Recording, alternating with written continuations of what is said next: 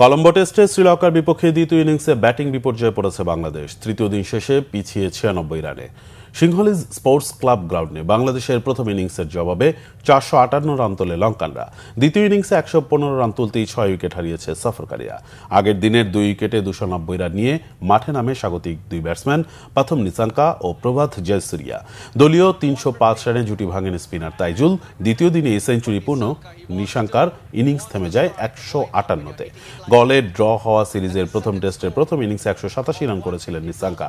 এরপর দ্রুতই ফিরে যান ধনঞ্জয় ও প্রভাত। কিছুটা চাপে পড়ে লঙ্কানরা। চাপ সামলে নিয়ে ষষ্ঠ উইকেটে কামিন্দু মেন্দিজ ও উইকেটরক্ষক কুসাল মেন্ডিজের ছুটিতে বড় সংগ্রহের দিকে এগিয়ে যায় ধনঞ্জয়ের দল। কামিন্দু 33 করে ফিরলেও 50 তুলে নিয়ে সেঞ্চুরির আশা জাগান কুসাল, তবে দুর্ভাগ্য তার।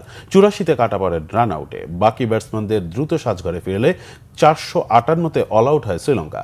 তাইজুলের শিকার 5 উইকেট, নাইম নেন 3টি। ব্যাটিং ব্যর্থতায় প্রথম ইনিংসে 247-এ গুটিয়ে গিয়েছিল বাংলাদেশ। দ্বিতীয় ইনিংসেও ফুটে ওঠে ব্যাটসম্যানদের দায়িত্বহীনতা। 31 রানে বিজয়ের বিদায়ের পর থেকেই নিয়মিত বিরতিতে উইকেট হারাতে থাকে শান্তর দল। বিজয় ও শান্ত দুজনই করেন 19। 26 আসে মুশফিকের ব্যাট থেকে।